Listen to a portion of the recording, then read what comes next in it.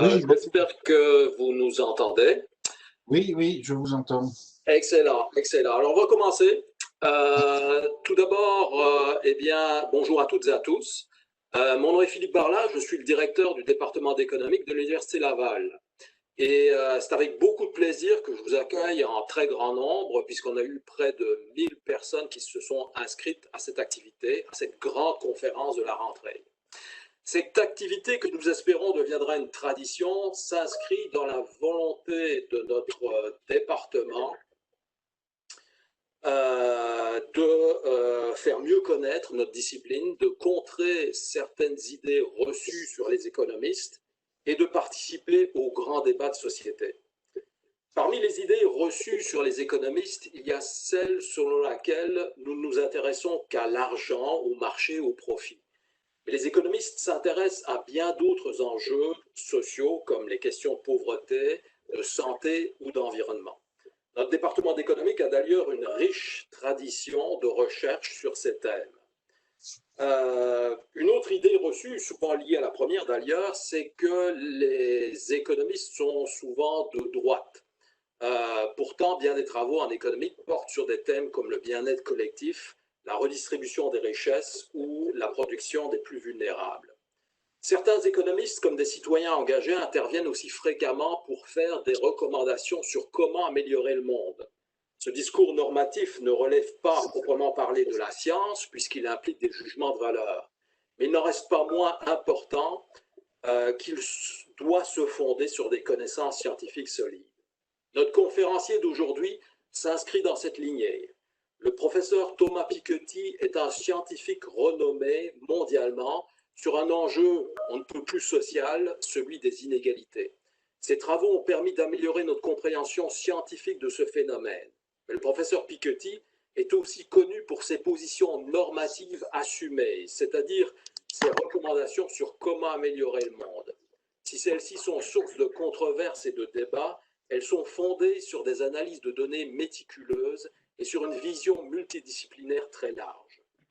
Et après l'avoir écouté aujourd'hui, je pense que peu oseront le qualifier d'économiste conservateur à la solde des mieux nantis.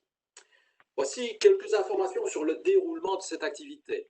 Le doyen de la faculté des sciences sociales, le professeur François Gillineau, va d'abord vous adresser quelques mots de bienvenue. Ensuite, la professeure Marion Gousset introduira plus en détail notre conférencier. Après l'intervention du professeur Piketty, il y aura une période de questions-réponses animée par les professeurs Marie-Pierre Isabelle et Kevin Morand. Vous pouvez soumettre vos questions par écrit via la question-réponse de l'événement. Finalement, veuillez noter que cette activité est enregistrée et qu'elle sera accessible sur notre chaîne YouTube prochainement. Alors, merci et bonne conférence. Je cède maintenant la parole au doyen de la Faculté des sciences sociales. François? Je suis là. Alors, bonjour Philippe. Alors, au nom de la Faculté des sciences sociales et de l'Université Laval, permettez-moi d'abord de souhaiter la bienvenue aux nombreux participants qui assistent à cette grande conférence de la rentrée du département d'économique. En ces temps étranges et difficiles, je me réjouis de la tenue d'un tel événement qui contribuera certainement à combattre la morosité et à nourrir les réflexions sur la société qui nous entoure. La faculté que j'ai le privilège de diriger est née de la volonté d'un groupe d'individus de contribuer au développement de l'action sociale au Québec et donc au bien-être des citoyens. En plus de mettre le concept de l'action sociale de l'avant, nos fondateurs ont contribué à faire tomber les idées préconçues et promouvoir l'inclusion. Leur engagement était fondé sur les principes de non-confessionnalité et d'égalité, ainsi que sur l'action non partisane. Ils feront la promotion d'une société plus juste et plus démocratique. Après plus de 80 ans, je vous assure que les quelques 200 professeurs et 6000 étudiants qui contribuent quotidiennement à la vitalité de notre faculté sont encore et toujours animés par ces mêmes valeurs. Monsieur Piketty, vous comprendrez donc que votre participation à cette grande conférence, ainsi que le thème que vous y aborderez, s'inscrivent parfaitement dans les réflexions qui nous animent au quotidien à la Faculté des sciences sociales. Monsieur Piketty, merci de contribuer à ces débats qui sont si importants pour l'avenir de nos sociétés. Et surtout, merci de prendre le temps de venir échanger avec nous ce matin. Je vous souhaite une excellente conférence à tous. Oui, oui. Oui, parfait, très bien. Bonjour à tous. Donc c'est avec grand plaisir que nous accueillons aujourd'hui virtuellement le professeur Thomas Piketty, directeur d'études à l'École des hautes études en sciences sociales et professeur à l'École d'économie de Paris. Donc Thomas Piketty a obtenu un doctorat en sciences économiques à la London School of Economics et à l'École des hautes études en sciences sociales, le HESS. Il a publié de nombreux articles de recherche dans les meilleures revues internationales en économique et en sciences sociales et a publié une dizaine de livres. Il a obtenu de nombreux prix honorifiques, le prix de thèse de l'Association française d'économie en 1993, le prix du meilleur jeune économiste de France en 2002 et le prix Irjo Jansson, décerné par l'Association des économistes européens en 2013. C'est aujourd'hui un chercheur de renommée internationale dont les travaux ont influencé des projets de réforme fiscale en France et dans d'autres pays du monde. Il a en effet été reçu et écouté par de nombreux dirigeants internationaux, à la Maison-Blanche sous l'administration Obama, et par les présidentes Michelle Bachelet au Chili et Cristina Kirchner en Argentine. Certains médias français parlent même de rockstar, ce qui pour un économiste est peu commun.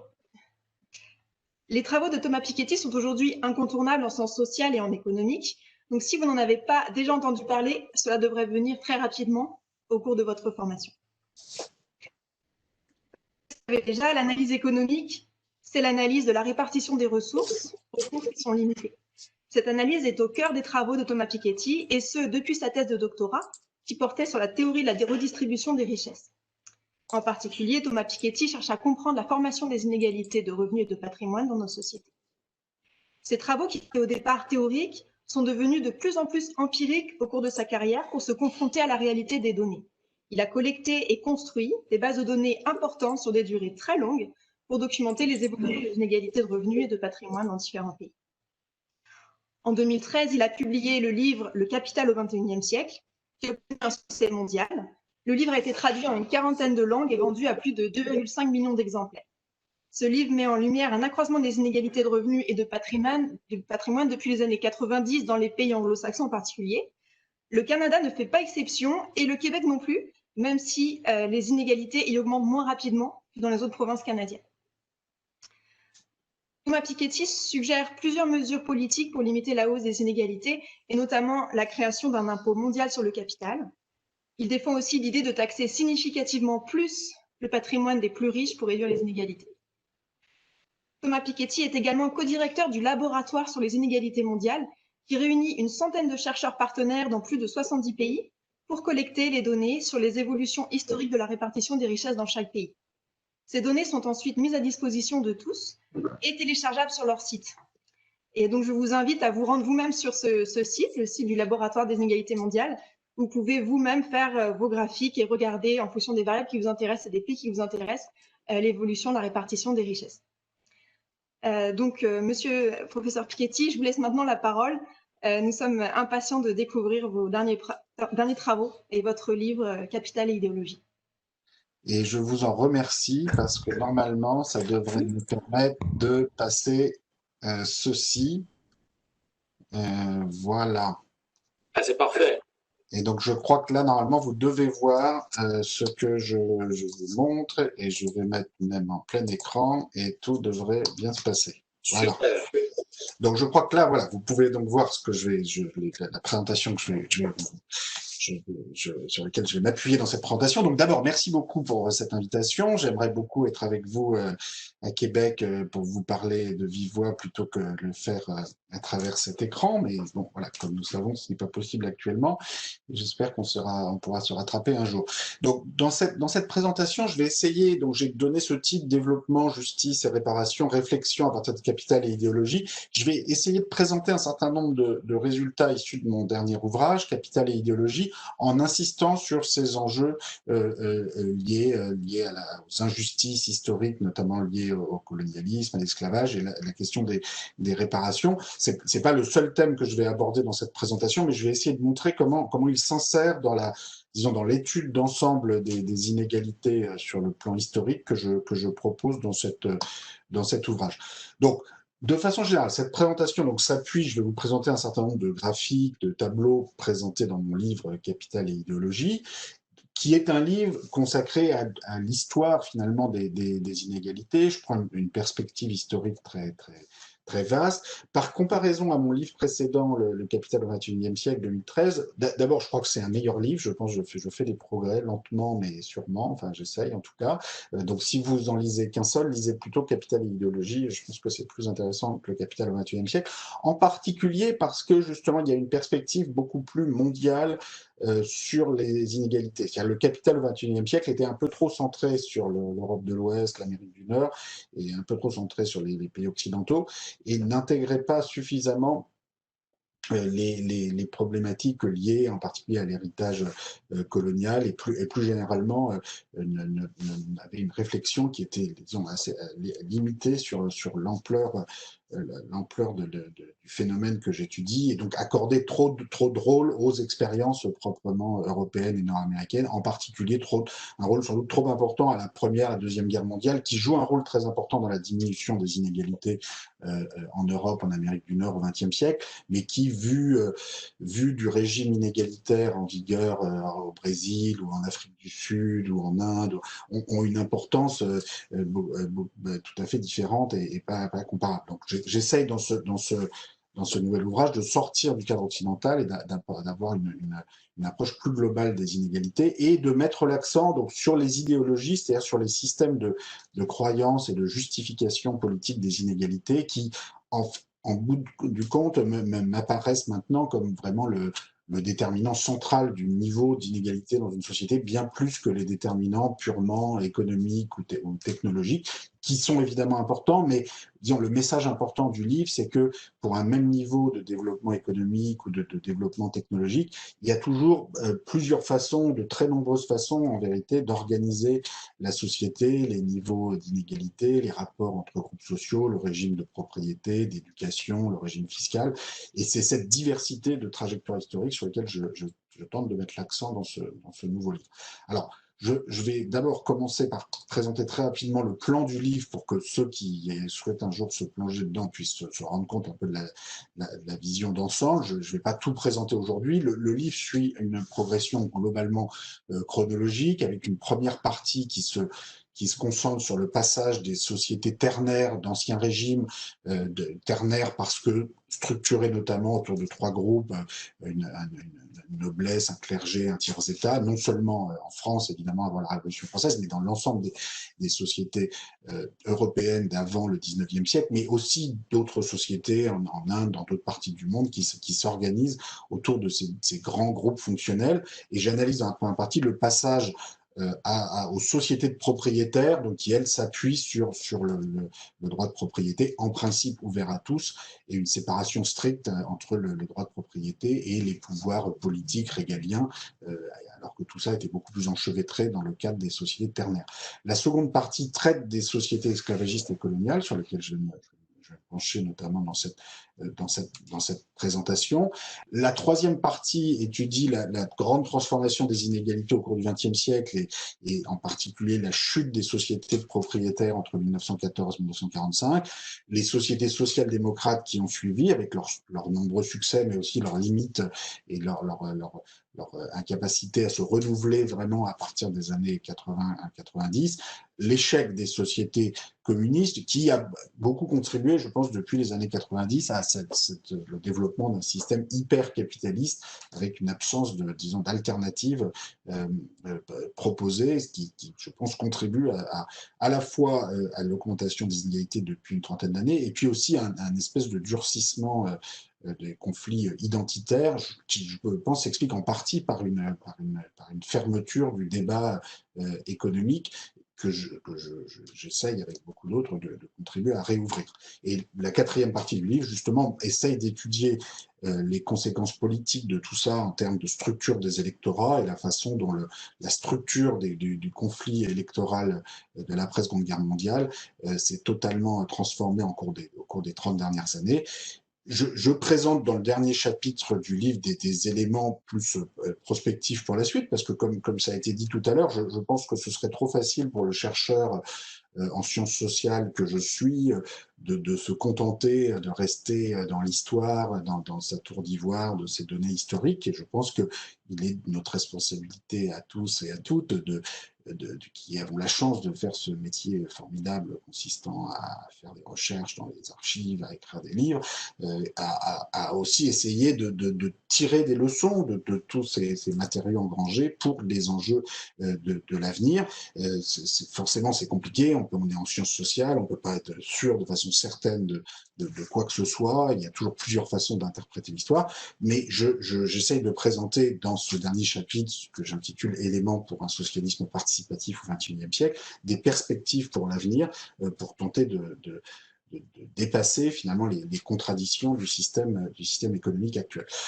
Pour ceux qui veulent avoir une vision plus complète de ce livre, vous pouvez aller sur ce site qui est indiqué ici, piketty.pse.ms.fr/idéologie, où vous aurez l'ensemble des 169 graphiques et tableaux du livre. Donc c'est un livre très, très intensif en données et ça vous donnera une meilleure idée du contenu. Alors, dans cette présentation, je vais essayer d'insister surtout sur les 4 points suivants. Premier point, ce que j'appelle ici l'échec des révolutions atlantiques, et en particulier la Révolution française, mais je pense aussi à la Révolution états-unienne à la fin du XVIIIe siècle, la sacralisation de la propriété au XIXe siècle, le sommet inégalitaire colonial. Le second point sera sur la phase de réduction des inégalités au cours du XXe siècle, j'essaierai d'aller un peu plus vite. La troisième partie sur la phase de remontée des inégalités depuis la fin du XXe siècle et au début du XXIe siècle. Et quatrième partie sera plus sur les pistes pour l'avenir. Mais je vais essayer dans cette présentation de me concentrer, en particulier dans le cadre de la première partie, sur l'importance aujourd'hui de cet héritage postcolonial dans la structure actuelle des inégalités et dans l'importance que ça prend dans les débats actuels qui, je pense, est la conséquence du fait que ces questions ont été trop souvent, trop longtemps négligées, non seulement aux États-Unis, qui évidemment, par leur histoire, un très lourd passif en termes d'inégalité raciale, de discrimination raciale, mais également aussi en Europe et en particulier en France, au Royaume-Uni, qui ont été des puissances esclavagistes puis coloniales extrêmement importantes au cours de leur histoire et qui, bon, on a un peu tendance à oublier tout ça et je pense qu'il faut, si on veut réussir à se tourner vers l'avenir et avoir un agenda de politique de réduction des inégalités qui soit d'abord un agenda de type universel, c'est-à-dire qui ne renvoie pas systématiquement chacun à ses ancêtres et à ses origines, il faut en même temps accepter ce débat, y compris dans certains nombres de cas sur la question des questions de réparation, et en tout cas accepter de regarder face cette histoire avec tout ce qu'elle comporte, et je vais illustrer ce point dans cette présentation à plusieurs reprises. Alors, je commence par le premier point, donc que j'intitule l'échec des révolutions atlantiques, la sacralisation de la propriété au XIXe siècle, le sommet inégalitaire colonial. Alors, ce que je veux dire par l'échec des révolutions atlantiques, et en particulier je vais prendre le cas de la Révolution française, c'est qu'en théorie, la Révolution française, comme l'indépendance des États-Unis à la fin du XVIIIe siècle, s'appuie sur une proclamation très forte, une promesse d'égalité des droits, en tout cas d'égalité formelle des droits. Alors, en pratique, ça reste très formel, puisque c'est quand même surtout l'égalité formelle entre les hommes blancs et entre, en fait, même surtout les hommes blancs qui possèdent de la propriété. Donc, ça restreint beaucoup l'ambition d'égalité. Et en pratique, les régimes qui suivent ces révolutions s'appuient sur une très large part sur l'esclavage et le colonialisme, et sacralise le droit de propriété qui devient presque comme une nouvelle religion, alors avec l'argument conservateur, mais qu'il faut quand même essayer de prendre au sérieux, consistant à dire, voilà, si on commence à redistribuer les propriétés, on ne saura pas où s'arrêter, donc mieux vaut sacraliser le droit de propriété, ne jamais le remettre en cause en quoi que ce soit, sauf qu'à la fin, tout ça aboutit à des inégalités croissantes, en fait, jusqu'à la Première Guerre mondiale, et il faut vraiment attendre les guerres mondiales pour voir un mouvement fort de réduction des inégalités. Et je vais insister dans cette présentation sur la phase d'abolition de l'esclavage, à la fois dans le cas français, dans le cas britannique, qui illustre bien cette notion de sacralisation de la propriété, puisque au moment des abolitions, on va choisir collectivement, enfin les États, les élites qui font ces choix vont choisir de compenser financièrement, non pas les esclaves, mais les propriétaires d'esclaves, justement au nom du fait que le droit de propriété ne saurait être mis en cause de façon trop radicale. Alors, je commence par un premier graphique qui illustre le très haut niveau d'inégalité qu'on a dans un pays comme la France, mais c'est assez représentatif des sociétés européennes dans leur ensemble, au 19e siècle. Donc vous avez sur ce graphique en bleu la part des 1% les plus riches dans le total de ce qu'il y a à posséder, dans le total de la propriété. Donc ça inclut les propriétés terriennes, immobilières, financières, éventuellement esclavagistes lorsque ceci est autorisé, et des placements financiers internationaux, enfin toute forme de possession autorisée par le système légal en vigueur aux différentes époques. Et donc on voit en bleu que tout au long du 19e siècle, la part des 1% les plus riches est extrêmement élevée. Elle avait un tout petit peu baissé pendant la Révolution française, mais ce qu'on apprend grâce aux archives successorales issues de la Révolution française que nous avons exploitées ici avec un grand nombre de collègues, c'est qu'on a en fait au cours du 19e siècle un accroissement de la concentration des patrimoines jusqu'à la Première Guerre mondiale. Et il faut vraiment attendre la Première Guerre mondiale pour voir une déconcentration très significative au cours du XXe siècle, même si on voit à la fin de la période, depuis les années 80, une remontée des inégalités, on est quand même pas encore remonté très loin de là au niveau d'avant la Première Guerre mondiale. Alors, en même temps, il faut bien se rendre compte, et ce graphique, je crois, l'illustre assez bien, que même si les inégalités ont diminué dans le long terme, elles restent aujourd'hui extrêmement fortes, hein, puisque vous voyez qu'aujourd'hui, autour de 2015-2020, les 50% les plus pauvres dans un pays comme la France, et là encore c'est très représentatif, on aurait la même chose, des chiffres très proches au Canada ou en Europe occidentale en général, les 50% les plus pauvres possèdent à peine 5% du total des patrimoines qu'il y a à posséder, alors que les 1% les plus riches possèdent à eux tout seuls de l'ordre de 25%. Et si on regardait les 10% les plus riches, on serait de l'ordre de 60%. Donc, mais les 1% les plus riches à eux tout seuls possèdent 5 fois plus que les 50% les plus pauvres, alors même qu'ils sont 50 fois moins nombreux par définition. Donc ça donne quand même une idée de l'hyper-concentration de la propriété qui continue de caractériser nos sociétés. Donc il y a eu dans le long terme une réduction des inégalités, et en même temps, le niveau d'inégalité reste extraordinairement élevé. Donc les deux sont vrais à la fois, et c'est vrai que cette complexité de la réalité, souvent ne passe pas, c'est-à-dire que beaucoup de personnes vont dire « Ah, mais quand même, notre monde est beaucoup moins inégalitaire qu'il y a un siècle, ou beaucoup moins inégalitaire qu'au Brésil ou en Afrique du Sud actuellement », ce qui est vrai, c'est incontestable, et en même temps, il reste quand même extrêmement inégalitaire. Donc, il faut intégrer cette complexité dans ces évolutions si on veut réussir à dépasser ces contradictions et ces incompréhensions.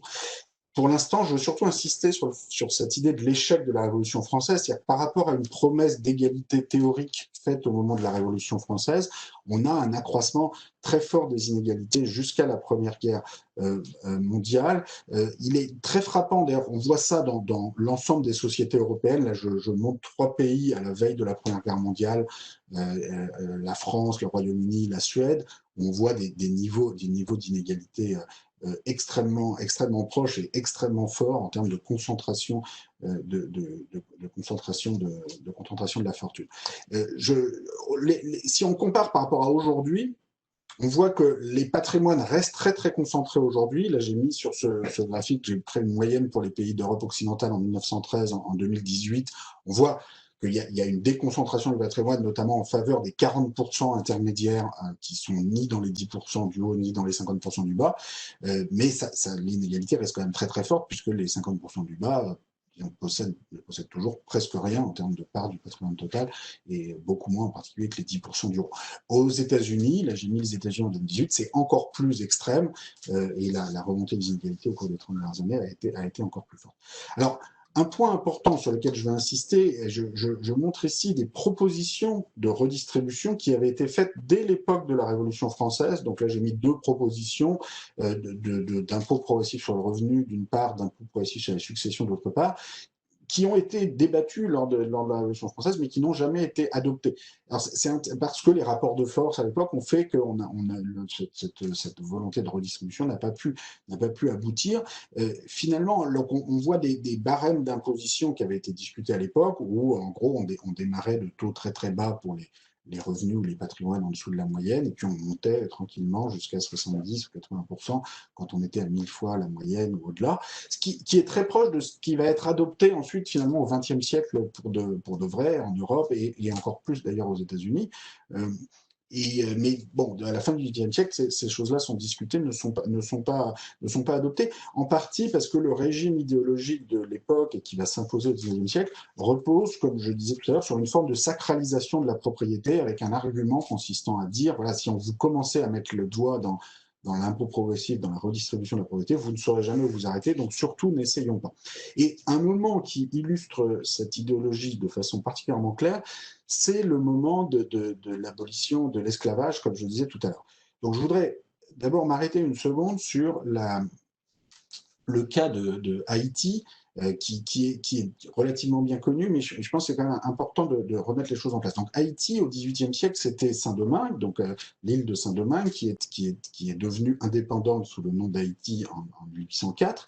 Saint-Domingue, au XVIIIe siècle, c'était la principale concentration d'esclaves de toute la zone atlantique, et vous aviez près d'un demi-million d'esclaves, plus de 90% de la population de Saint-Domingue à la veille de la Révolution française. Et il y avait eu, vous voyez sur ce graphique, tout au long du XVIIIe siècle, une progression extrêmement rapide du nombre d'esclaves qui étaient transportés depuis l'Afrique. C'était vraiment le joyau des îles esclavagistes françaises.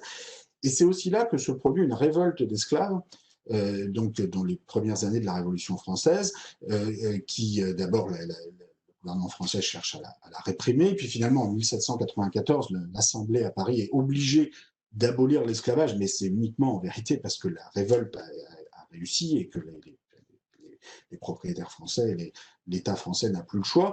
Finalement, l'esclavage sera réintroduit dans toutes les autres îles esclavagistes françaises sous Napoléon, donc en particulier à la Martinique, en Guadeloupe ou à la Réunion. Il faut attendre 1848 pour que l'esclavage soit aboli définitivement. Mais dans le cas de Saint-Domingue, le pays déclare son indépendance en 1804 sous le nom d'Haïti, et l'État français finit en 1825, à la Restauration, par reconnaître l'indépendance d'Haïti, mais seulement à la condition, et c'est là que je voulais en venir, à ce que l'île d'Haïti, l'État haïtien, rembourse à la France une somme considérable qui est fixée à l'époque à environ 3 années de production d'Haïti de l'époque, donc on dirait aujourd'hui 300% du PIB haïtien, 300% du produit intérieur brut.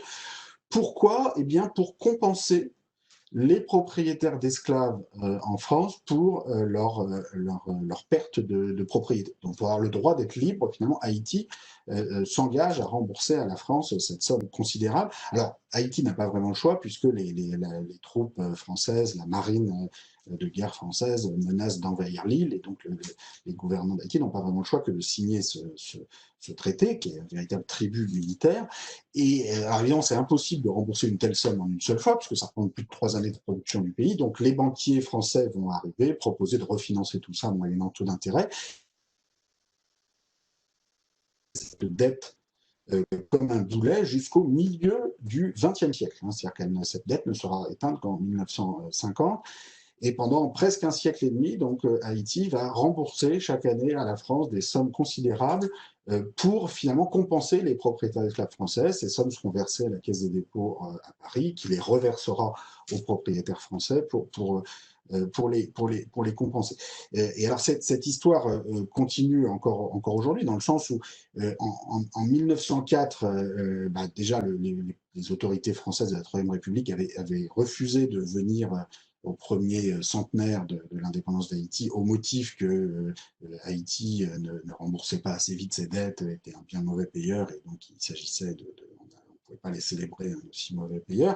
En 2004, dans un contexte assez différent, le président Jacques Chirac français ne s'est pas non plus rendu pour le bicentenaire d'Haïti, parce que là, la situation avait changé. Cette fois-ci, les diplomates français lui ont dit vous savez, si vous allez en Haïti, on va vous demander de rembourser le tribut qui a été payé pendant un siècle et demi par Haïti à la France, donc mieux vaut ne pas y aller. Alors, je ne sais pas très bien ce qu'on fera en 2104 pour le 300e anniversaire, mais je pense qu'on ferait mieux d'essayer le plus vite possible de prendre en compte cette question, et je pense qu'il y a matière pour un débat sur une réparation de la France à Haïti. Bon, on pourrait prendre comme montant de référence 3 années de production, donc même en oubliant tous les intérêts qui se sont ajoutés, ça ferait de l'ordre de 30 milliards d'euros aujourd'hui. Ce qui est certain, c'est que refuser toute discussion au sujet d'injustices aussi évidentes au motif que tout ça est trop ancien. Alors qu'en vérité, ces paiements se sont prolongés jusqu'aux années 1950 et que encore aujourd'hui, pour d'autres injustices, on envisage des réparations pour des spoliations, par exemple, qui ont eu lieu pendant la Deuxième Guerre mondiale ou pendant la Première Guerre mondiale, et on a raison sans doute d'ailleurs d'en parler de ces autres spoliations, ces autres injustices. Mais dans ce cas-là, si on refuse la discussion en même temps vis-à-vis d'Haïti, dans cet exemple-là, je pense qu'on se met au devant de grandes complications, parce que forcément, ça suscite disons, la suspicion, l'impression que c'est vraiment voilà, la justice n'est pas considérée de la même façon dans différents cas de figure, en particulier en fonction de la couleur de peau des personnes qui ont subi une injustice. Donc je pense que ces débats, il faut les prendre au sérieux. Cet exemple d'Haïti, sur lequel là j'ai un petit peu insisté, il est important parce qu'en fait, il est assez représentatif d'un processus plus général, c'est-à-dire qu'au moment de toutes les abolitions de l'esclavage qui ont eu lieu, on a eu cette politique de compensation des propriétaires. Donc en particulier, le Royaume-Uni en 1833 abolit l'esclavage dans ses îles esclavagistes, avec une compensation intégrale pour les propriétaires d'esclaves. La France fait de même en 1848 lorsqu'elle abolit l'esclavage en Martinique, en Guadeloupe. Et aux États-Unis, le débat était toujours posé. Quand Jefferson, dans les années 1820, 1810, 1820, parlait d'une possible abolition, c'était toujours en imaginant une compensation des propriétaires d'esclaves états-uniens, et même en envisageant qu'on renvoie au passage de tous les esclaves en Afrique. Alors cette compensation financière, elle n'arrivera pas aux États-Unis, parce qu'évidemment, après la guerre de sécession, on n'allait pas en plus de transférer de l'argent à ceux qui avaient fait la guerre aux propriétaires du Sud. Mais une des raisons de la guerre, c'est aussi que dans le contexte états-unien, et vu l'ampleur du phénomène esclavagiste dans le sud des États-Unis, où il y avait plus de 40% de la population était esclave dans certains États, la compensation qu'il aurait fallu donner aux propriétaires esclaves aurait été absolument faramineuse. Il y avait des débats là-dessus à l'époque, pendant la première moitié du XIXe siècle aux États-Unis, mais au fond, tout le monde savait très bien que ça allait être impossible, inenvisageable de compenser entièrement les propriétaires esclaves. Et bon, tout ça se termine avec une guerre, et comme on sait, ensuite, la ségrégation raciale se poursuit aux États-Unis jusqu'aux années 1960.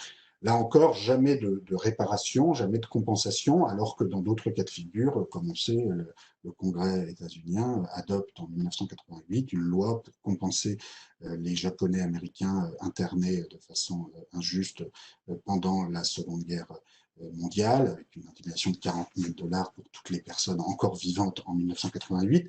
Bon, les personnes qui ont connu la ségrégation raciale aux États-Unis jusqu'aux années 60, je pense que ça pourra avoir du sens qu'elles bénéficient également d'une compensation de cette nature.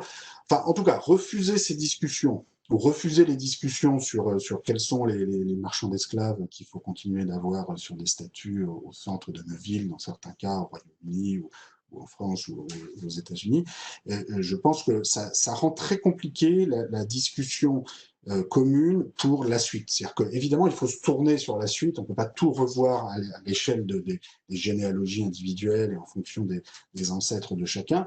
Encore faut-il accepter, justement, pour pouvoir passer à la suite, de regarder en face ces réalités.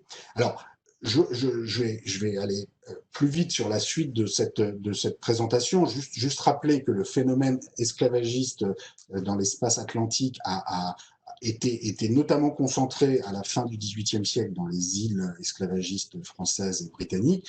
Ensuite, après les abolitions françaises et britanniques, c'est surtout dans le sud des États-Unis et au Brésil qu'on observe les principales concentrations esclavagistes. À la fin du phénomène esclavagiste lui-même, on va avoir un phénomène de domination coloniale qui s'accompagne, par exemple, dans les colonies africaines françaises, de phénomènes de travail forcé jusqu'après la Seconde Guerre mondiale, et des mécanismes inégalitaires qui sont différents de ceux, évidemment, mis en place sous l'esclavage, mais qui sont également extrêmement violents. Si on essaye de comparer les différentes situations d'inégalité des revenus en perspective historique, on voit que des sociétés esclavagistes comme Haïti en 1780 avec plus de 90% d'esclaves, évidemment, correspondent à des niveaux d'inégalité les plus extrêmes qu'on peut imaginer.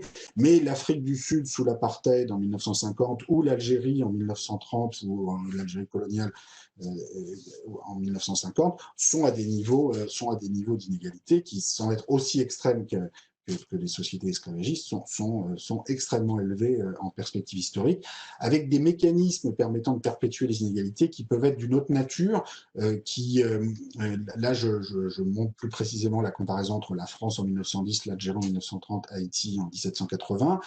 Si on veut étudier les mécanismes permettant d'expliquer la persistance d'inégalités aussi fortes, dans le cas par exemple de l'Algérie coloniale, il faut notamment insister sur la très grande inégalité d'accès aux services publics et en particulier à l'éducation, qui est le mécanisme centraux permettant de perpétuer les inégalités ou au contraire de briser la perpétuation des inégalités. Et on voit comment en Algérie, en 1950, en fait jusqu'à la guerre d'indépendance, on a en gros 80% des dépenses éducatives qui vont à 10% de la population, c'est-à-dire en fait les colons, les enfants de colons, et le reste de la population indigène, sur la terminologie de l'époque, ne bénéficie quasiment d'aucun investissement éducatif. Donc on a un niveau d'inégalité, de concentration dans l'accès à l'éducation dans les sociétés coloniales qui est sans comparaison avec ce qu'on observe à la même époque en métropole française, qui est aussi très inégalitaire en 1910 ou en début du XXe siècle, mais c'est sans comparaison avec la situation coloniale. Alors, je vais un petit peu accélérer. Alors, c'est toujours très, très compliqué de faire une conférence comme ça sans voir directement les personnes à qui on s'adresse, mais je suis sûr que quand je vais dépasser le temps, m'approcher de la fin, quelqu'un va me faire un signe, ou je vais surtout essayer de m'en rendre compte tout seul. Oui, j'ai commencé à 16h30. Voilà. Je vais maintenant passer à essayer de résumer très rapidement comment les inégalités se sont réduites au cours du XXe siècle.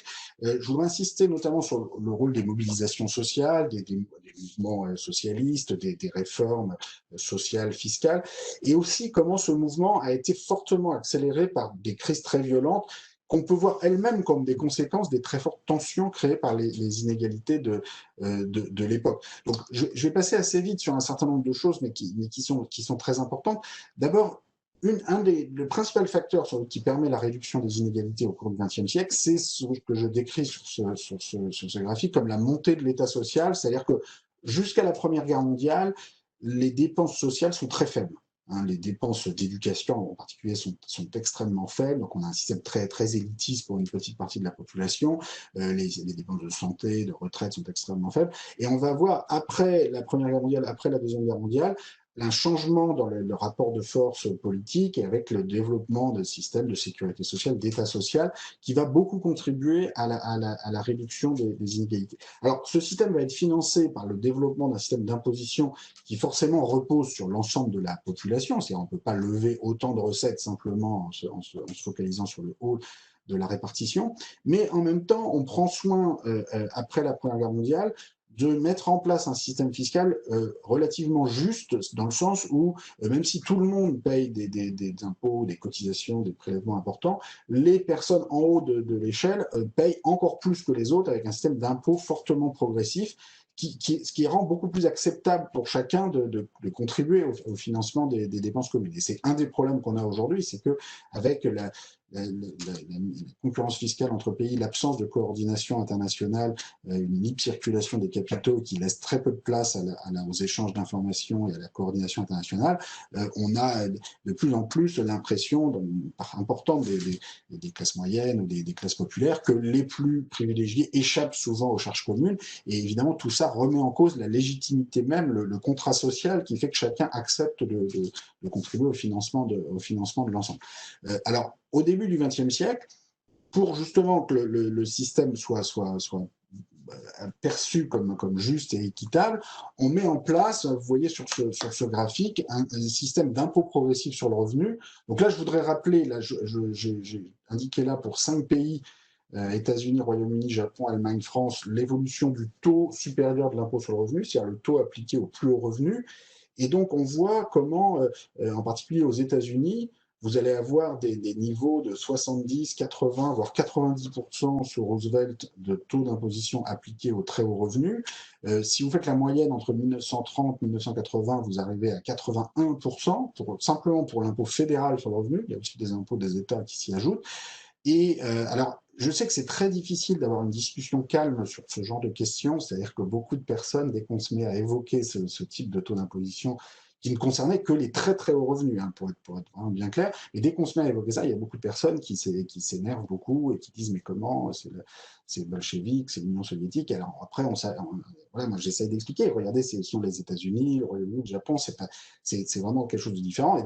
Mais c'est vrai que c'est très difficile d'avoir une discussion calme sur ces questions. Bon, moi je pense, et j'essaie de le montrer dans mon livre, c'est que si on réexamine cette expérience et ces périodes, eh bien, dans le fond, en particulier dans le cas des États-Unis, ça a plutôt très bien marché. C'est-à-dire ça a permis de réduire fortement les inégalités, de contribuer à financer un système social qui a ses insuffisances, mais a quand même permis de réduire fortement les inégalités. Et ça n'a absolument pas empêché la croissance, bien au contraire. En tout cas, après, chacun peut tirer des conclusions différentes, mais je pense que c'est important d'accepter de regarder cette expérience historique en face. Alors, depuis les années 80, en particulier à la suite de l'arrivée au pouvoir de Reagan aux États-Unis, de Thatcher au Royaume-Uni, on a basculé dans une autre phase et on a mis fin à ces taux d'imposition. Maintenant, aujourd'hui, en 2020, 30 ans plus tard, 40 ans plus tard, je pense qu'il est temps de revisiter cette histoire, de faire le bilan entre les différentes périodes. Moi, je défends l'idée que cette très forte progressivité fiscale du milieu du XXe siècle a plutôt été une réussite. J'insiste aussi sur le fait que si on prend en compte non seulement l'impôt sur le revenu, mais l'ensemble des prélèvements, on voit dans un pays comme les États-Unis qu'on a aujourd'hui pratiquement plus aucune progressivité fiscale. Donc vous voyez, là, il y a les taux d'imposition effectivement payés par les différents groupes de la population, les 50% les plus pauvres, les 1% les plus riches, etc. Et en bleu, vous avez la moyenne pour l'ensemble de la population. Ça prend en compte l'impôt sur le revenu, mais aussi toutes les cotisations sociales, les impôts indirects, l'ensemble des prélèvements obligatoires. Et on voit qu'au milieu du XXe siècle, il y avait une progressivité réelle, c'est-à-dire que ce n'était pas juste théorique dans le barème de l'impôt sur le revenu, il y avait vraiment des taux réellement payés tout en haut de la distribution qui étaient très significatifs par rapport à ceux payés en bas. Et je pense que ça contribue à l'acceptation aussi sociale de l'augmentation du niveau général des prélèvements. À la fin de la période, enfin depuis les années 80, on est sur un système qui est complètement qui n'est plus du tout progressif. Alors on pourrait en parler aussi de l'impôt sur les successions, sur lequel il y a eu un peu la même évolution. Là, vous avez l'évolution du taux supérieur de l'impôt sur les successions dans ces différents pays. Je voudrais avancer un petit peu et insister aussi sur une des causes sous-jacentes qui a complètement transformé, disons, l'équilibre antérieur et qui a conduit à une forte phase de réduction des inégalités entre 1914 et 1945. C'est évidemment la Première Guerre mondiale, la crise des années 30, la Deuxième Guerre mondiale, qui vont complètement bouleverser les rapports de force et puis aussi les conceptions de l'économie. C'est-à-dire qu'on va se mettre, notamment après les crises des années 30, à se demander, bon, finalement, le laisser-faire, le capitalisme sans aucune régulation, si c'est pour nous conduire à ce type de crise et finalement à la guerre. Et donc tout ça change complètement les attitudes politiques face à la régulation de l'économie. Mais les guerres elles-mêmes ne tombent pas comme ça par hasard. C'est-à-dire que la Première Guerre mondiale en particulier, on peut la voir en partie comme la conséquence des très fortes tensions sociales qui existaient avant 1914 à l'intérieur des pays européens qui étaient extrêmement inégalitaires à l'époque, et aussi de la compétition, évidemment, entre les différentes puissances européennes. Et c'est ça que je voudrais illustrer sur ce graphique que vous avez là, qui concerne l'ampleur des actifs étrangers en perspective historique. Et on voit le sommet de la courbe, là c'est en 1913, 1914, enfin juste avant la Première Guerre mondiale, et on voit comment les propriétaires britanniques et français détenaient à cette époque-là d'énormes actifs dans le reste du monde. D'ailleurs, une partie des actifs des propriétaires britanniques se trouvait au Canada, mais c'était une toute petite partie. L'essentiel se trouvait un peu partout dans le monde. C'est-à-dire que les propriétaires français et britanniques, à cette époque-là, possèdent à la fois des actions dans le canal de Suez ou dans des sociétés de caoutchouc en Indochine ou dans du chemin de fer en Argentine ou des titres de la dette publique en Russie, ou d'ailleurs ça inclut des tribus quasi militaires qui sont imposées non seulement à Haïti, hein, ce serait compté là-dedans, ce serait qu'une petite partie à l'échelle de ces actifs étrangers, mais ce serait compté là-dedans, mais il y a beaucoup d'autres dettes publiques qui sont imposées à d'autres pays colonisés ou en situation d'infériorité militaire, au Maroc, en Chine, dans l'Empire ottoman. Enfin, ça faisait partie des stratégies d'appropriation coloniale classiques à l'époque. Toujours est-il que on a, à la veille de la Première Guerre mondiale, des niveaux de détention dans le reste du monde qui sont extrêmement importants et qui vont évidemment susciter des conflits, des rivalités. Alors des rivalités d'abord à l'intérieur de l'Europe, c'est-à-dire qu'on voit que l'Allemagne était en orange sur ce graphique, était à un niveau d'actifs étrangers beaucoup plus faible, parce que l'Allemagne n'avait pas d'empire colonial, n'avait pas la longue tradition commerciale et coloniale de la France et du Royaume-Uni. En même temps, l'Allemagne, au début du XXe siècle, est devenue la principale puissance démographique et industrielle de l'Europe, et évidemment supporte très mal cette situation de domination sur la scène internationale et coloniale par le Royaume-Uni et la France, et tout ça va fortement contribuer, comme on le sait aujourd'hui, à la Première Guerre mondiale, à la Deuxième Guerre mondiale, et finalement à cette autodestruction des sociétés européennes qui vont se retrouver. Alors on voit cet effondrement des actifs étrangers qui est lié à beaucoup de phénomènes en même temps. Il y a d'abord des expropriations, donc par exemple les fameuses obligations russes vont être supprimées après la révolution bolchevique, ou les actions du canal de Suez vont être expropriées après avec la nationalisation du canal de Suez. Enfin, donc vous avez tous ces phénomènes d'expropriation d'actifs étrangers, mais vous avez aussi et surtout le fait que les propriétaires français et britanniques vont se retrouver à devoir vendre une grande partie de ce qu'ils possèdent pour financer la guerre, en fait pour prêter à leur État pour financer les guerres. Et d'ailleurs, si on regarde 30 ans plus tard le graphique suivant, on voit que c'est la dette publique, vous voyez, vers 1945-1950, qui a atteint dans tous les pays européens des niveaux extrêmement élevés, 200-300% du PIB. Et c'est là que les pays européens vont faire le choix de ne pas rembourser ces dettes.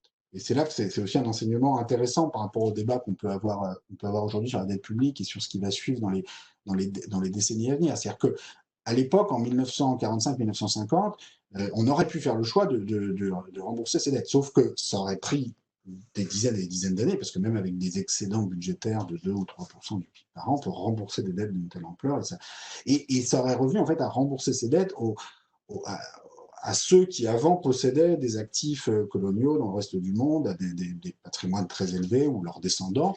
Je suis pas sûr que ça aurait été une très bonne façon, et en tout cas ça n'aurait pas été acceptable socialement et politiquement. Et donc le choix qui est fait, c'est de se débarrasser de ces dettes. C'est fait de différentes façons, parfois avec beaucoup d'inflation, notamment en France, qui n'est pas forcément la façon la plus intelligente de procéder.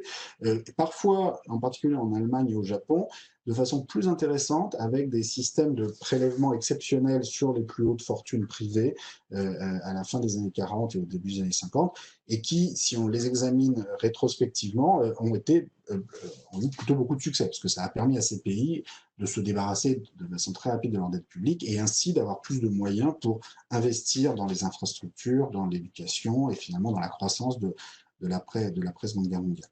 Alors, tout ça n'a duré qu'un temps, et on a ensuite, à partir des années 80-90, une phase de remontée des inégalités qui commence.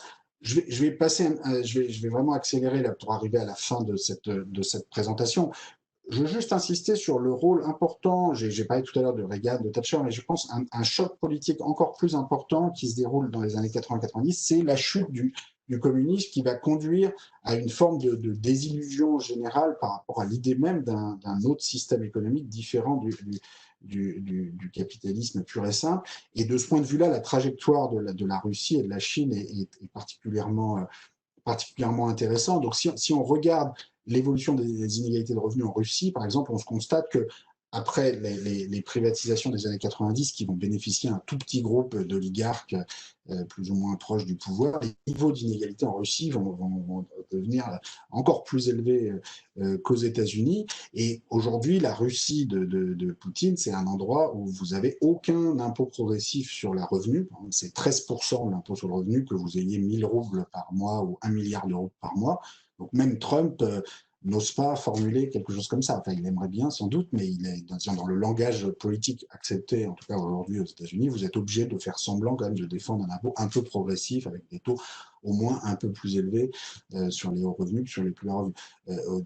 En Russie post-communiste, voilà, on ne fait même pas semblant. Il n'y a aucun impôt sur la succession, c'est 0% en Russie actuellement. C'est la même chose en Chine, où c'est également 0%. Donc vous commencez par privatiser une bonne partie de ce qu'il y a à privatiser, et ensuite vous pouvez transmettre ça aux générations suivantes avec aucun impôt sur les successions, alors même que, par exemple, en Asie aujourd'hui, si vous décédez à Taïwan, en Corée du Sud ou au Japon, vous avez des impôts sur les successions qui montent jusqu'à 40-50%, et ça a même été augmenté à 55% au Japon il y a quelques années par un gouvernement de centre droit et absolument pas très à gauche.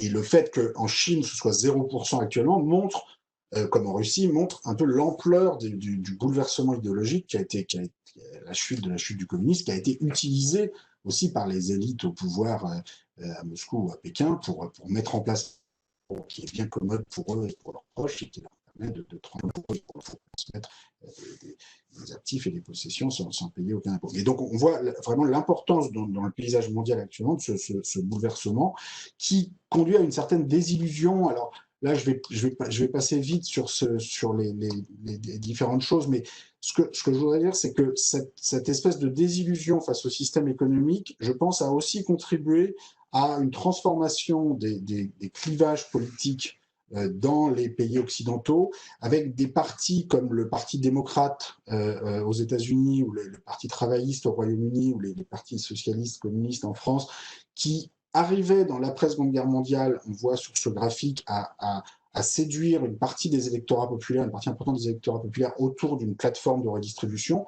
qui aujourd'hui sont devenus, c'est ce qu'on voit sur ce graphique, plutôt les partis les plus diplômés.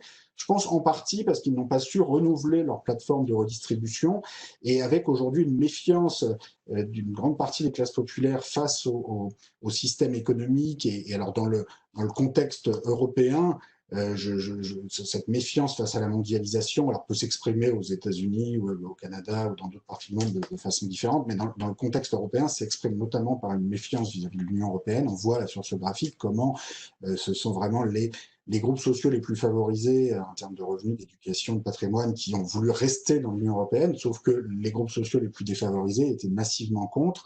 Alors quand on montre ça en France, parfois on dit oh, bah, tant pis, on va se passer de ces Britanniques, de toute façon ils étaient tellement nationalistes. Oui, sauf que moi je pense que le problème est plus profond que ça. C'est-à-dire que si on regarde le même type de graphique pour les référendums qui ont été menés en France en 92 et 2005 sur la question européenne, on a la même chose, c'est-à-dire que seuls les plus éduqués, les niveaux de revenus les plus élevés, ont l'impression que le système économique international, la mondialisation et en particulier l'organisation au niveau européen fonctionne vraiment dans leur bénéfice. Et c'est une situation très, très dangereuse qui, je pense, ne va pas changer comme ça du jour au lendemain, et exige de vraiment repenser la façon dont on organise la mondialisation. Et à mon sens, c'est impossible de continuer d'avoir la libre circulation des biens, des services, des capitaux sans un minimum de politique fiscale commune, de coordination fiscale, de mesures sociales, de mesures environnementales communes. Enfin, on a vu en France avec la crise des Gilets jaunes à quel point vouloir faire payer la lutte pour l'environnement uniquement par les plus modestes, en augmentant les taxes sur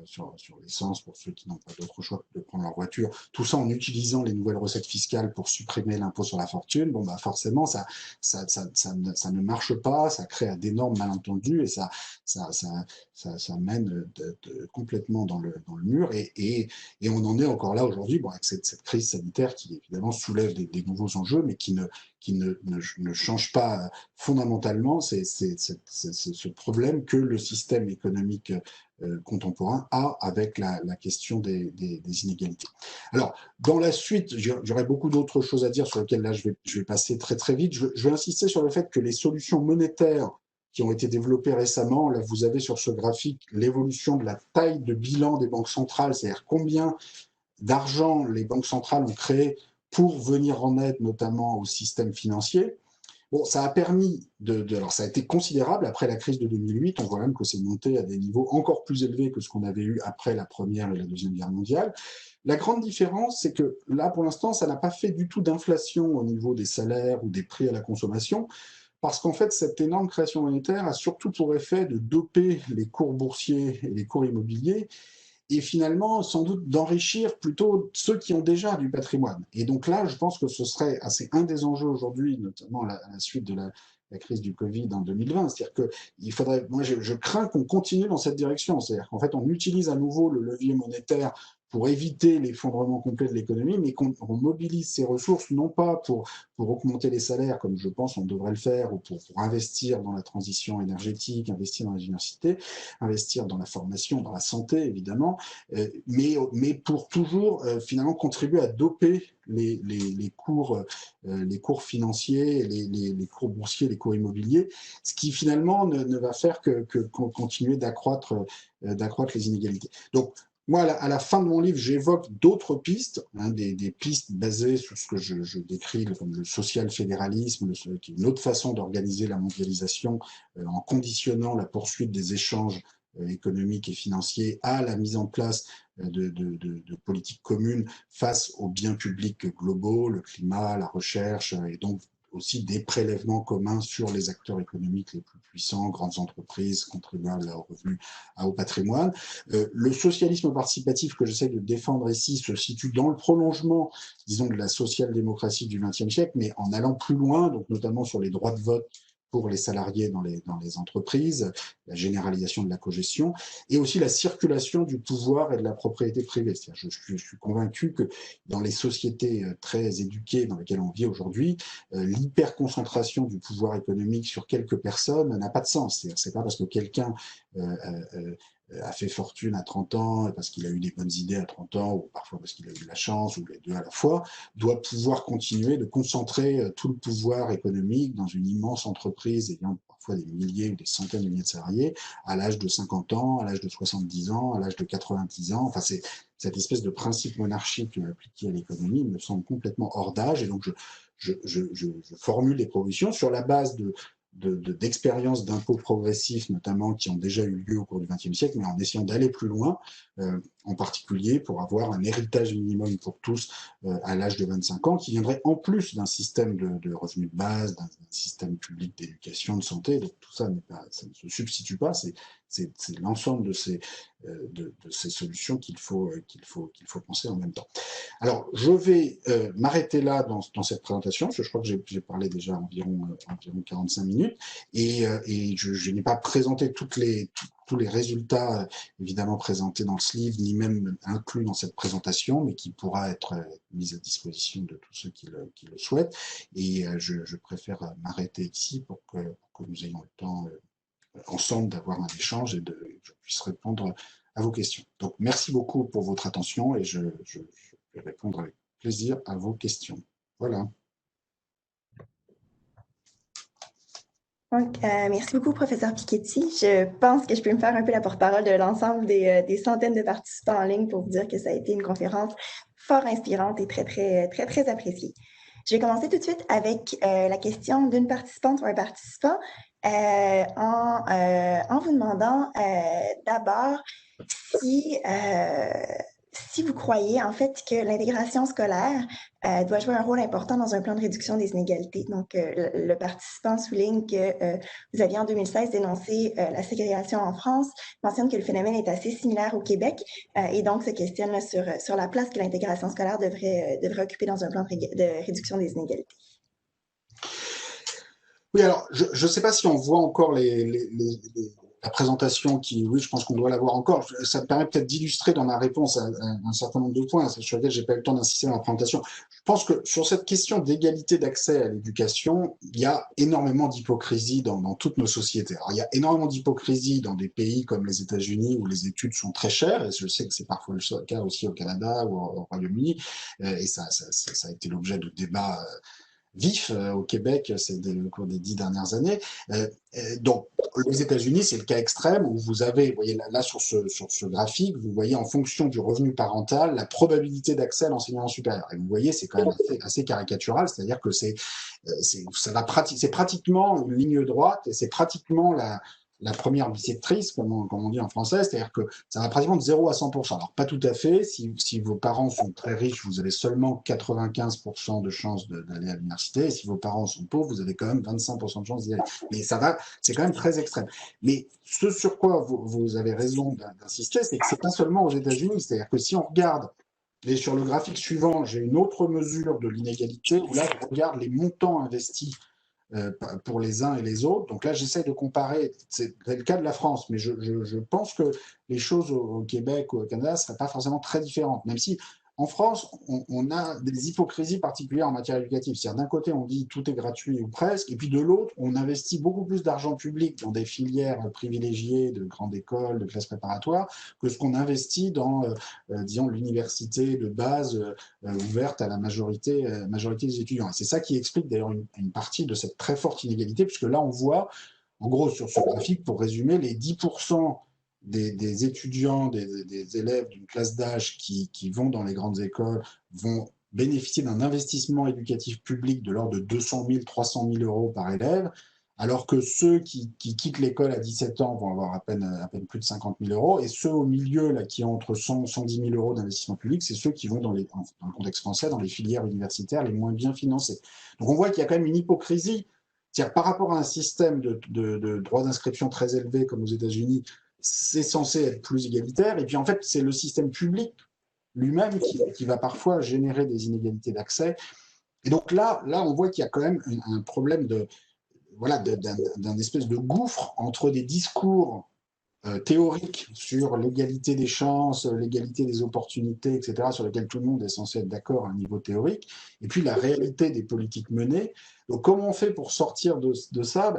Je pense qu'il y a un besoin de transparence et un besoin d'implication des citoyens, des syndicats, des partis politiques pour mesurer ces choses-là, pour exiger des informations et pour surtout fixer des objectifs quantifiés sur où est-ce qu'on veut aller. C'est-à-dire que tant qu'on reste dans des discours très théoriques sur l'égalité d'accès à l'éducation, si à la fin c'est pour se retrouver avec ça, c'est pas satisfaisant. Donc là, je pense qu'il y a vraiment un enjeu énorme pour l'avenir. Bonjour, Monsieur Piketty. Kevin Morin ici. Je vais poser une deuxième question parmi les très nombreuses qu'on a reçues. On s'excuse à l'avance, on ne pourra peut-être pas toutes les poser. Une personne mentionne la place de l'économie informelle de manière générale dans votre analyse. À la fois, j'imagine, au point de vue de la mesure des inégalités, puis ensuite, est-ce que ça a un lien avec la place de l'économie formelle et dans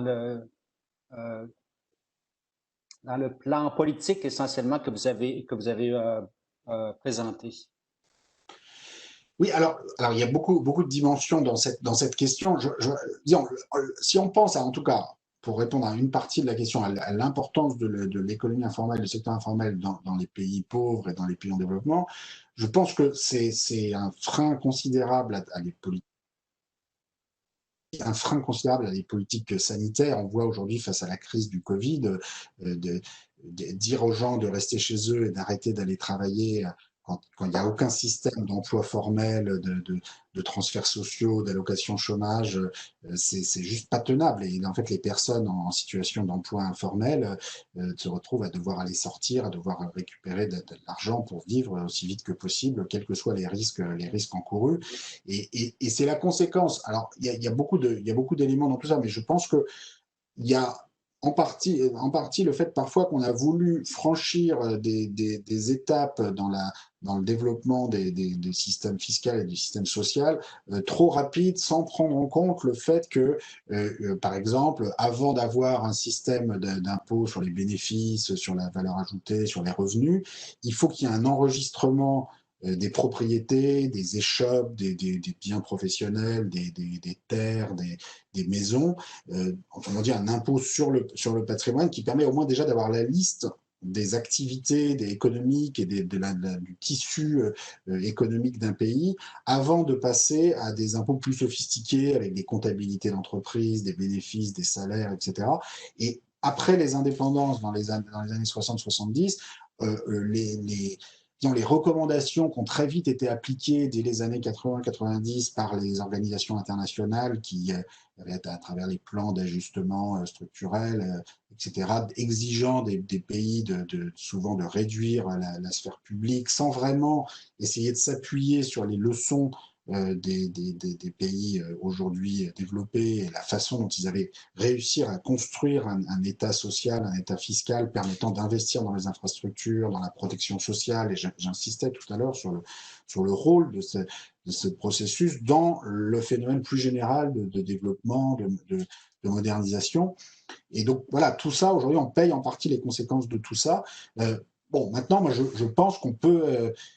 on doit rattraper le temps perdu. Moi, j'essaye sur toutes ces questions de développer quand même une vision relativement optimiste de l'histoire et de la suite, y compris dans les pays aujourd'hui en situation de sous-développement. Et je pense que voilà, on peut, à la lumière des expériences historiques, essayer de réorienter cette trajectoire de développement. On a un participant qui, à la lumière des derniers mois qu'on a vécu, à la lumière des conséquences de la pandémie de la COVID-19, vous demande si vous croyez que, puisqu'on a vu les États intervenir un peu plus dans l'économie au cours des derniers mois, vous pensez que c'est les premiers pas d'un retour vers un certain keynésianisme plutôt que le néolibéralisme là, au cours des années ou des décennies à venir? Oui, alors, bon, d'abord, le keynésianisme, je suis pas sûr que ça règle tous les problèmes. C'est-à-dire que Keynes, il est décédé en 1946 et il s'est quand même passé beaucoup de choses depuis. Et donc, il faut aussi essayer de trouver des nouvelles références. Et donc, moi, j'essaie de parler de socialisme participatif. Je pense qu'il faut essayer de développer aussi. C'est ça souvent qui manque. C'est-à-dire que l'opposition au néolibéralisme, souvent, s'est contentée d'être justement un peu une opposition et ne s'est peut-être pas suffisamment projeté dans l'idée d'un système économique alternative. Et encore aujourd'hui, c'est un peu ça qui manque. C'est-à-dire qu'on ne peut pas juste compter sur une crise comme la crise du Covid pour faire, disons, le travail intellectuel, politique à notre place. Je pense qu'on souffre du fait qu'on a trop on a trop abandonné collectivement, je veux dire les citoyens, on a trop abandonné les questions économiques, financières à un petit nombre d'experts, alors souvent néolibéraux, conservateurs, mais après, c'est aussi parce qu'on a abandonné ces questions. C'est-à-dire que je pense qu'il faut partir du principe que toutes ces questions dont j'ai essayé de parler aujourd'hui, dont j'essaye de parler dans mes livres, sont pas des questions techniques qu'on peut laisser comme ça à des petits groupes d'experts. On a besoin tout le monde doit se les réapproprier et demander des comptes aux élus, aux gens qui se présentent aux élections, des programmes d'action plus précis.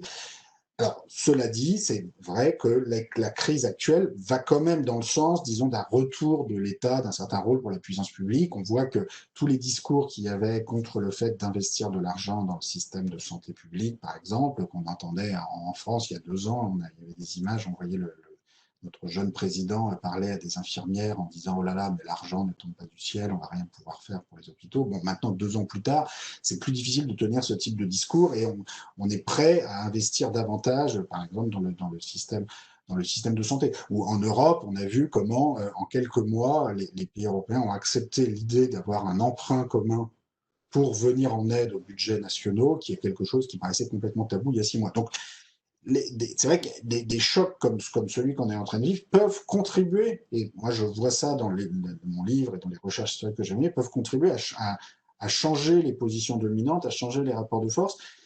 Mais voilà, ça suffit pas. Il faut pas. Les catastrophes ne sont jamais, enfin, ni nécessaires ni suffisantes pour apporter les changements qu'on peut espérer.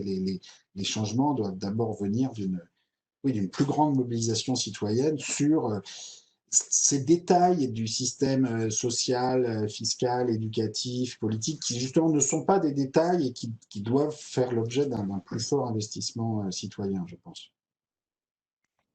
Pour faire le pont avec la fin de votre réponse sur la participation citoyenne, on a un autre participant qui vous interroge sur les raisons qui vous croyez être à l'origine pas du refus de la population, mais d'un certain froid dans la population à considérer le revenu de base comme une politique sociale utile pour réduire les inégalités. Alors, je pense que d'abord, il y a des malentendus dans la façon dont on parle du revenu de base. Parce que le revenu de base, en fait, sous forme d'un revenu minimum, existe déjà dans de nombreux pays, en France sous la forme du revenu de solidarité active. Après, on peut discuter de son montant. Donc, par exemple, en France, il va être de 550 € par mois pour une personne seule et beaucoup de personnes demandent aujourd'hui qu'il soit augmenté à 600, 700, 800, 900. Après, on peut discuter du montant. Et il est important également de le rendre beaucoup plus automatique dans son mode de versement. C'est-à-dire qu'actuellement, il y a beaucoup de personnes, par exemple, sans domicile, qui ont beaucoup de mal à faire valoir leurs droits au RSA. Il y a aussi tout le problème des personnes qui ont des emplois à bas salaire et qui devraient pouvoir toucher au moins une partie de ce revenu de base et qui en fait ne le touchent pas parce que les mécanismes pour le demander sont trop compliqués, alors que je pense que dans la plupart des cas, ce serait possible qu'il soit versé automatiquement sur le bulletin de salaire ou de façon générale, de façon très automatique, sans qu'on ait à le demander. Après, sur des personnes qui auraient des salaires beaucoup plus élevés, c'est-à-dire qui paieraient un impôt sur le revenu ou des cotisations sociales beaucoup plus importantes que le montant de revenus de base qu'ils sont susceptibles de toucher, je suis bien sûr que ça ait beaucoup de sens de leur verser le revenu de base. Je pense qu'il faut mieux le défalquer, disons, sur les impôts qui sont prélevés à la source au bulletin de salaire directement. Et donc, en fait, c'est plutôt, voilà, en conjonction avec le système fiscal dans son ensemble qu'il faut penser ce système. Et donc, c'est vrai que je pense qu'il y a une erreur qui a parfois été commise de le présenter sous une forme voilà, on va distribuer de façon universelle le même montant à 50 millions de personnes, 50 millions d'adultes dans le cas français, ce qui n'a pas beaucoup de sens parce que derrière, il faut le financer, donc il faut le voir en conjonction avec l'impôt sur le revenu. Et finalement, la question, c'est surtout comment assurer un meilleur versement sur ceux qui sont en situation de pauvreté ou ceux qui ont des bas salaires et qui doivent toucher un complément de revenu au-dessus du revenu de base. Et voilà, donc le revenu de base, il faut le remettre à sa place. C'est-à-dire que c'est une composante utile d'une société juste, mais si on ramène tout à ça, c'est quand même une vision un peu au rabais de la justice sociale. C'est-à-dire pour moi, la société juste que j'essaie de décrire à la fin de mon livre, elle repose non seulement sur un système de revenu de base, mais aussi et surtout sur un système d'éducation, on en parlait tout à l'heure, qui soit beaucoup plus juste, qui garantisse une égalité d'accès réel. Ça repose sur un système de droit pour les salariés de participer aux décisions des entreprises, donc avec vraiment des rapports de force différents. Donc moi, je propose d'étendre ce qui existe déjà dans certains pays, comme en Allemagne ou en Suède, où vous avez jusqu'à la moitié des sièges dans les conseils d'administration des entreprises pour les représentants élus des salariés. Et je propose d'aller plus loin en plafonnant les autres 50% allant aux actionnaires pour qu'un seul actionnaire dans une grande entreprise ne puisse pas avoir plus de, mettons, 10% des voix. Donc je pense que c'est ce partage du pouvoir à l'intérieur des entreprises qui est très important aussi pour avoir des investissements à plus long terme dans les stratégies des entreprises, pour réduire aussi parfois l'éventail des inégalités de salaire qui sont complètement injustifiées. La société juste, c'est aussi ce système d'héritage pour tous qui, je pense, transforme profondément les rapports de force. C'est-à-dire que bon, c'est bien d'avoir un revenu de base et d'avoir des droits pour les salariés, d'avoir un système d'éducation juste, mais quand vous vous retrouvez toute votre vie à devoir payer des loyers très importants à des propriétaires ou à des enfants de propriétaires, c'est quand même un peu embêtant. Et si vous n'avez pas de moyens pour créer une entreprise, c'est un peu embêtant. Donc moi, je pense qu'une société où tout le monde aurait au moins 100 000 ou 200 000 € de patrimoine, ça fait une grosse différence. Donc pour les gens qui possèdent des millions et des milliards, ils ont peut-être l'impression que posséder 0 ou 100 000 €, c'est pareil. Mais en fait, c'est très, très différent parce que quand vous possédez 0 ou quand vous n'avez que des dettes, en fait, vous devez tout accepter. C'est-à-dire que vous n'avez pas le choix. C'est-à-dire qu'il faut pouvoir payer votre loyer, payer vos factures chaque mois. Donc, vous acceptez n'importe quelle condition de travail, n'importe quel salaire. Ça vous met dans une position en termes de capacité de négociation face au reste de la société, face à votre propre existence, qui est très réduite. Donc, c'est beaucoup plus une question d'argent. C'est d'abord une question de pouvoir et de pouvoir vous organiser pour la suite. Et donc, voilà, pour moi, une société juste, c'est tout ça. Vous voyez que le revenu de base, dans tout ça, bon, déjà, ça existe déjà en partie. Donc, il faut pas en faire. Parfois, certains ont tendance comme ça à le gonfler en disant, voilà, revenu universel, on fait un chèque à 50 millions de personnes. Oui, bon, d'accord, mais après, il y a un impôt pour le payer. Donc, il faut essayer de regarder l'ensemble, remettre à plat ces différents outils à leur place, plutôt que faire comme si un seul de ces outils avait été en soi une solution miracle. Super. On arrive à la fin de notre période, mais je m'en voudrais de ne pas terminer cette conférence de la rentrée en donnant la parole à un étudiant qui vous demande des conseils, en fait, sur son cheminement. Puis je pense que c'est pratique pour l'ensemble des étudiants qui se sont joints à nous aujourd'hui. Donc, on a quelqu'un qui vous demande si vous avez un conseil à donner à un étudiant en économie qui souhaiterait poursuivre sa carrière en recherche dans les domaines des inégalités et de la taxation.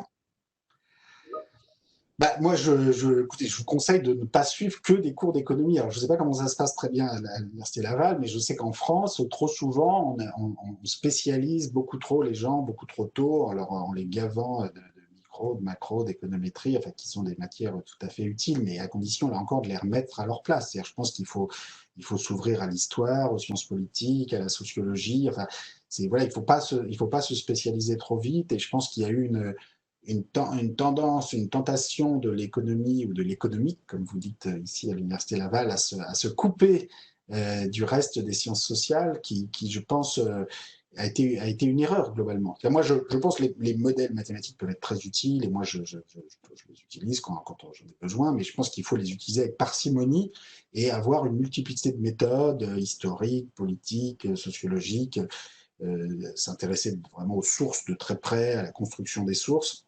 Et voilà, ne pas trop se laisser enfermer dans la discipline économique. Donc, ce serait ça mon principal conseil. Bien, écoutez, merci beaucoup.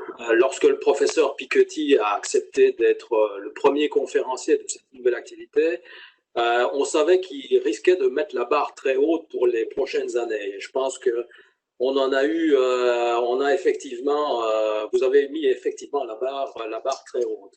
Alors, je voudrais vraiment remercier chaleureusement le professeur Piketty au nom de tous mes collègues du département d'économique, mais aussi de la faculté des sciences sociales, et à toutes les personnes qui ont assisté à cette conférence. En guise de remerciement, professeur Piketty, on va vous envoyer par la poste quelques objets utiles, enfin on espère qu'ils seront utiles, à l'effigie de l'université, incluant une tuque pour l'hiver, donc une tuque chaude. Je ne pense pas que vous en avez besoin en ce moment à Paris, mais lors peut-être de votre prochaine visite à Québec, eh bien vous aurez de quoi vous couvrir. Je voudrais aussi remercier les personnes qui nous ont aidés à organiser cette conférence, Arthur Silve, Maëva Doumbia et Martin Fizet à la technique. Ceci conclut la première grande conférence de la rentrée du département économique. Je vous donne rendez-vous en septembre 2021. On espère peut-être en présentiel. Et une fois de plus, merci à vous, professeur Piketty, et merci à tout le monde. Et une prochaine fois. Merci beaucoup. Merci à vous, et j'espère à Québec une prochaine fois. On espère très certainement, vous serez vraiment le bienvenu. Merci. Au revoir. Okay. Merci beaucoup. On va mettre fin à l'événement. Merci.